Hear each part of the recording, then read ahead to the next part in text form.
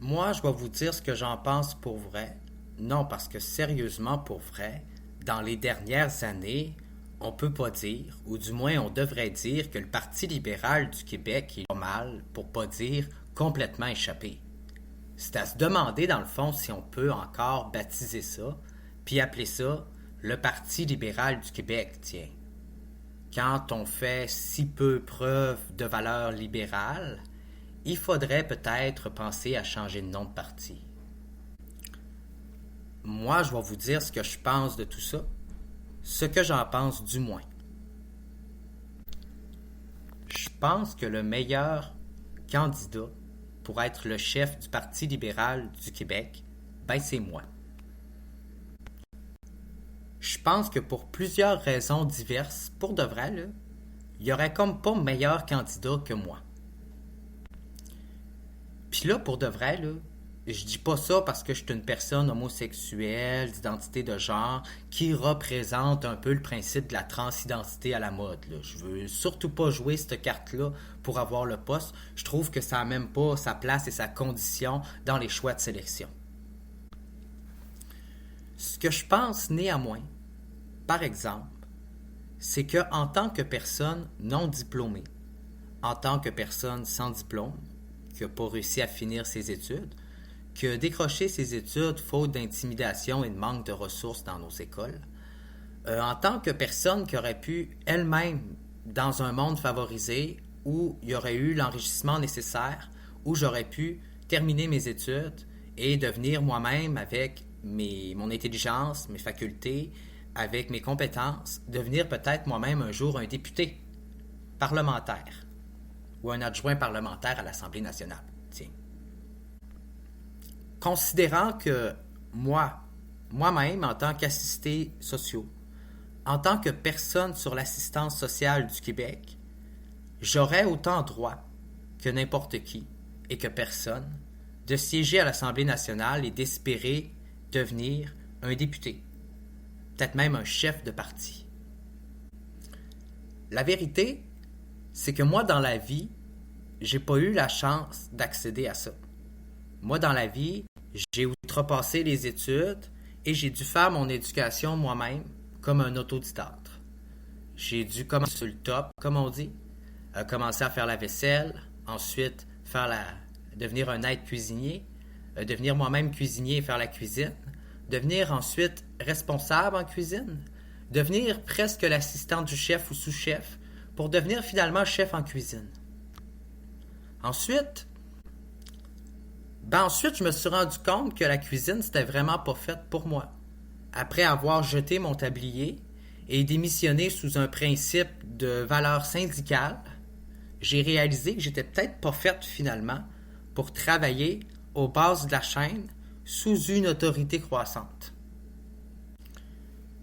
Donc après avoir donné ma démission et claqué ma porte de la cuisine sous un principe de multitude revendications syndicales, j'ai décidé de finalement vouloir changer les conditions que je trouvais tant injustes dans la société.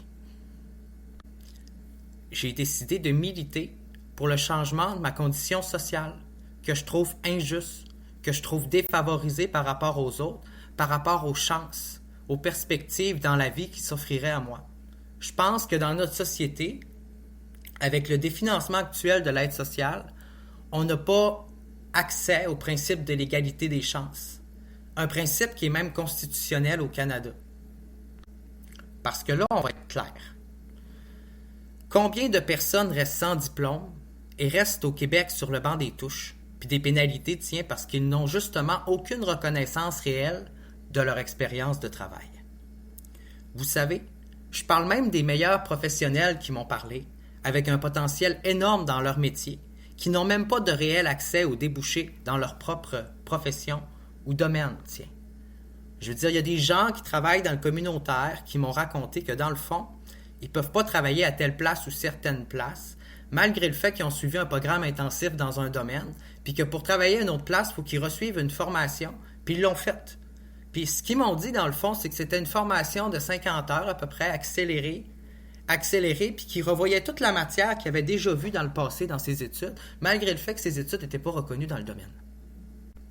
Puis là, quand je dis ça, puis je parle plus pour les Québécois puis pour les gens qui vivent ici, là.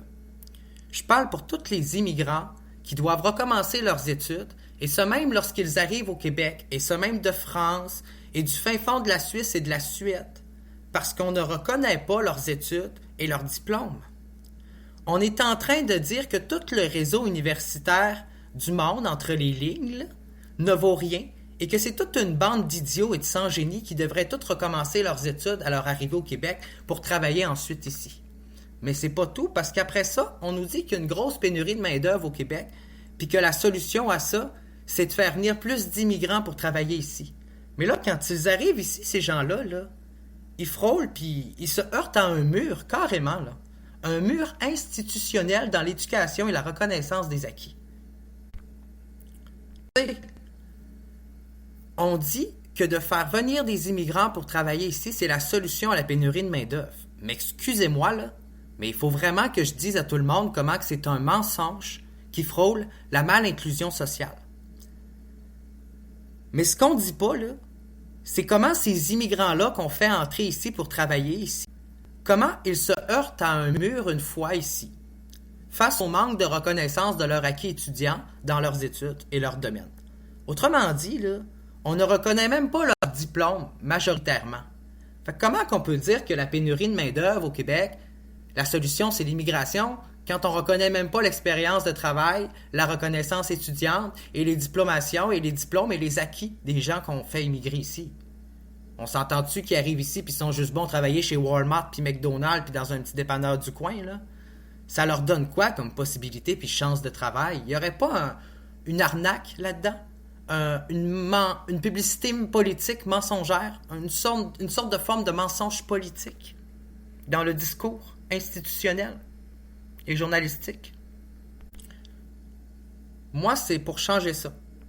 C'est pour remettre ça en ordre que je veux devenir chef du Parti libéral du Québec parce que je suis une personne sur l'assistance sociale du Québec. Puis il n'y a vraiment personne qui voit à la tête d'un parti au Québec un assisté social. Les assistés sociaux, c'est des gens pauvres, sous-estimés et infortunés. Puis ils ont aussi, eux, selon moi, aussi droit à une représentativité. Comme les étudiants pour le bac en psychologie qui méritent une meilleure reconnaissance de leur acquis, comme tous les étudiants universitaires de leur expérience de vie, tous ces étudiants qui vivent une pression institutionnelle dans le cadre de leur études qui ne sont plus du tout gratuites, soit dit en passant, pour lesquelles on a fait une sorte de motif d'éducation à but lucratif. Je veux devenir chef, même si je suis uniquement diplômé de la vie, pour apprendre sur le tas, dans un milieu enrichissant de l'expérience des autres, comme en cuisine, pour faire ensuite reconnaître mon expérience à l'université ensuite, dans le cadre d'une expérience acquise sur un milieu de travail. Mais je me suis rendu compte que la cuisine, c'était pas fait pour moi. L'autorité, la soumission et la domination sociale, là, en dehors de la vie sexuelle, c'était pas fait pour moi du tout dans cette société. On dit que de faire venir des immigrants ici, ça va régler plus la pénurie de main-d'œuvre que le système social et que le cadre actuel. Moi, pour de vrai,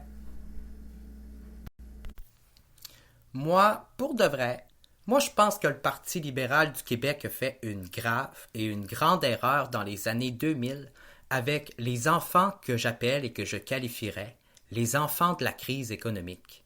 Une génération blasée d'individus par les séries de coupures gouvernementales instaurées dans un principe d'austérité et d'accumulation de richesses dans le but de les donner à des gens plus riches et qui en ont moins besoin, dans un définancement par la finance des grandes entreprises et des gros lobbies de ce monde.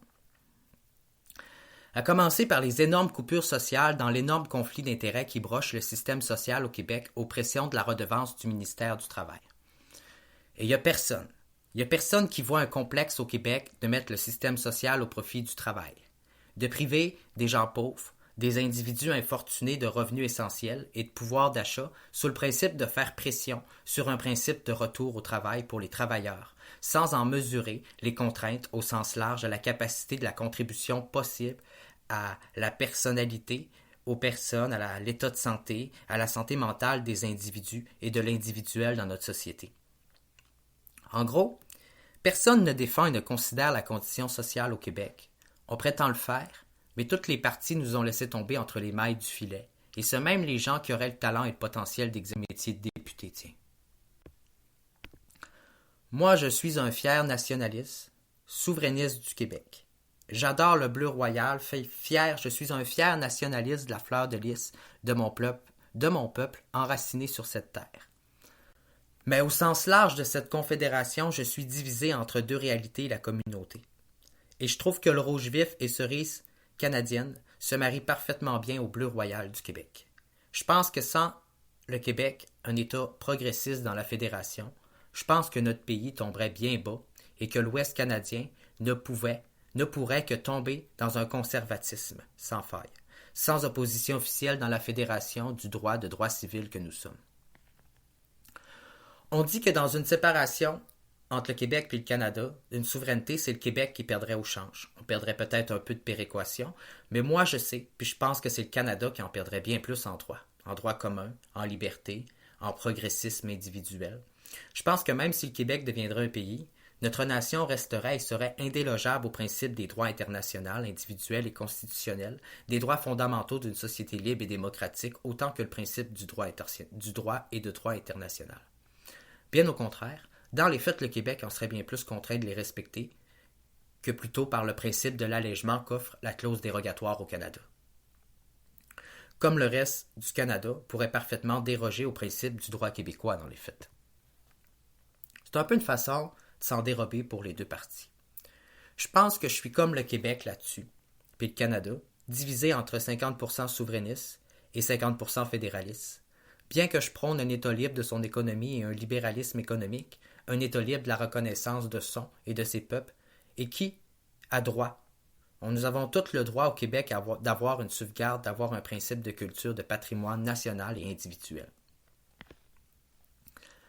Je pense aussi que si le Parti libéral du Québec était réellement progressiste, comme Robert Bourassa et son libéralisme économique, comme l'Exposition universelle de Montréal en 1967, comme Jean Lesage et son audace libérale, comme Joseph Adélard Godbout et son rêve de la nationalisation électrique, freiné par l'Union nationale et les partis conservateurs de ce pays, libéral comme le principe de l'aide juridique, comme le village gay à Montréal et le quartier chinois et tout l'héritage culturel de Montréal, c'est beau à voir.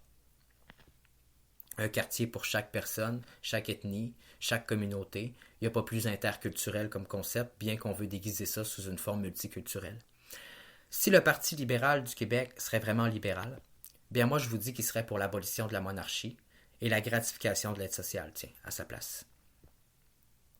Il serait leader dans la promotion d'un programme anti-pauvreté, puis arrêterait de financer l'aide sociale pour les riches et la bourgeoisie, ce qui veut dire le principe de la monarchie.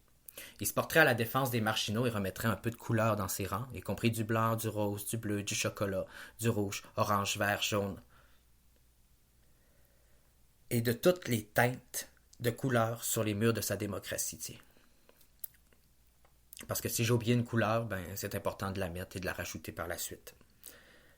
Si le Parti libéral du Québec serait vraiment un parti libre, comme il dit, il porterait serment au peuple québécois et à la nation canadienne et ferait preuve d'une transpartisanerie, d'un transpartisaniste qui va en dehors de ses propres intérêts, mais de ceux de l'ensemble des habitants de la province et du pays. Un libéral ne reconnaît rien d'autre que l'intérêt des habitants de chez nous. Il ne reconnaît pas d'autre légitimité d'en diriger dans son pays, autre que celle déterminée par les ouvrages et les principes de la démocratie parlementaire, selon moi.